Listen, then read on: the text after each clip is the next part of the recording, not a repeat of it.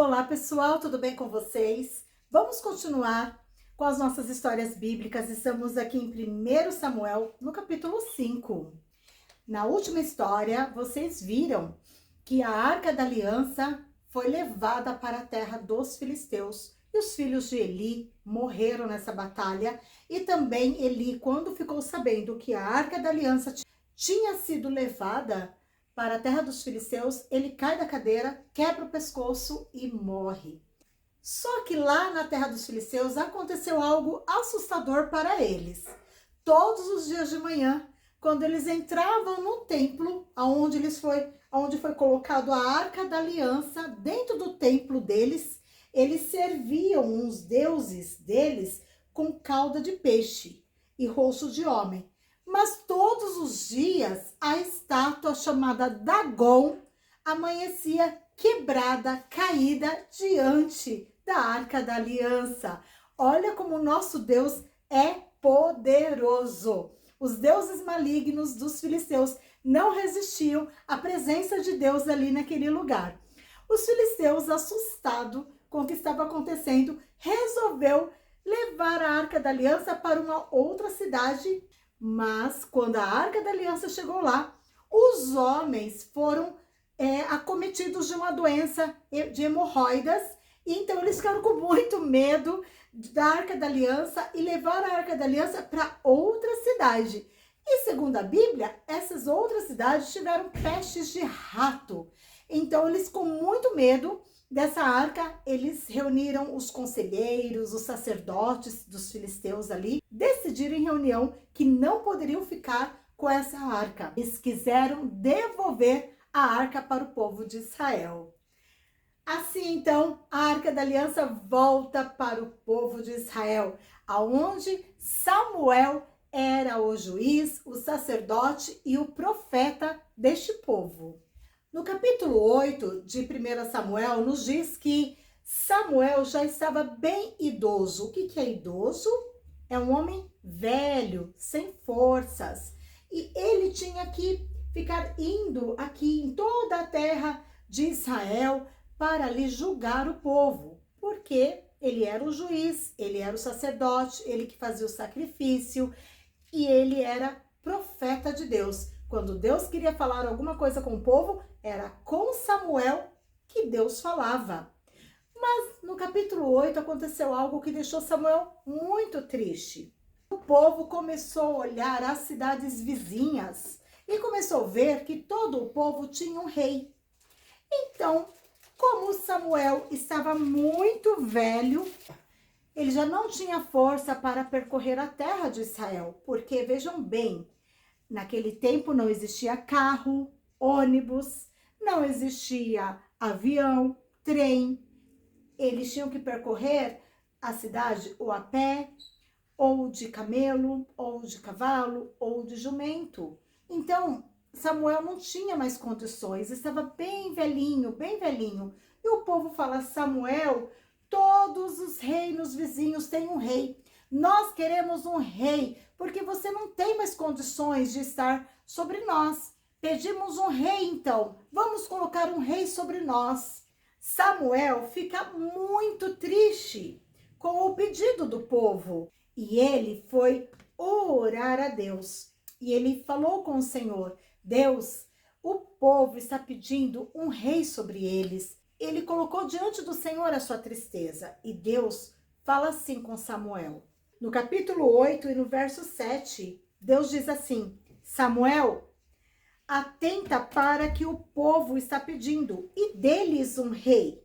Saiba que não foi a ti que eles rejeitaram, mas eles rejeitaram a mim.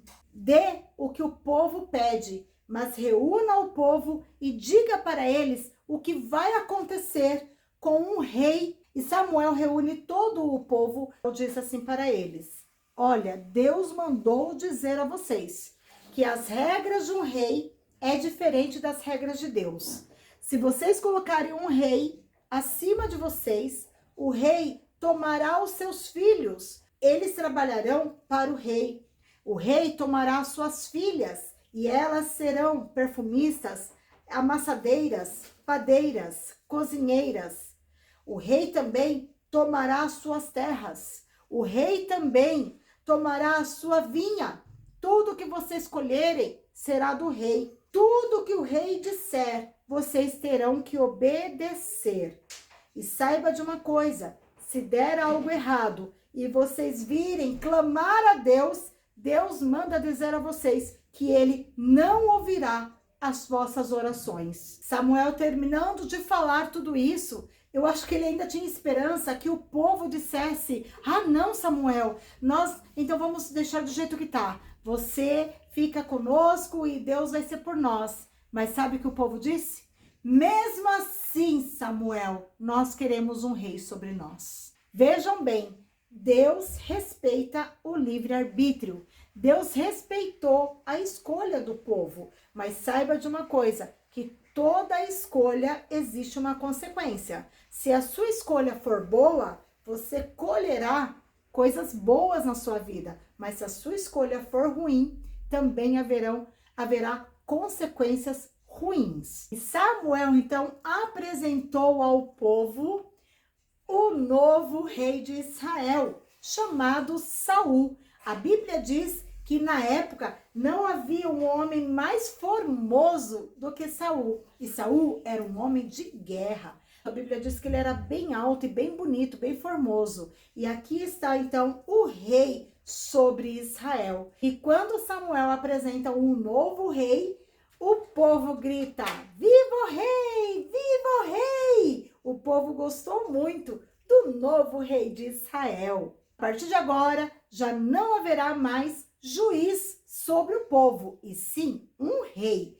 O rei Saul foi o primeiro rei de Israel. Samuel então se despede do povo e agora ele ficará somente como sacerdote e profeta de Deus. Deus continuaria falando com Samuel para orientar o rei Saul. A decisão do povo foi muito triste. Samuel entristecido pelo povo ter rejeitado ele, mas Deus falou: não foi a ti, foi a mim que eles rejeitaram.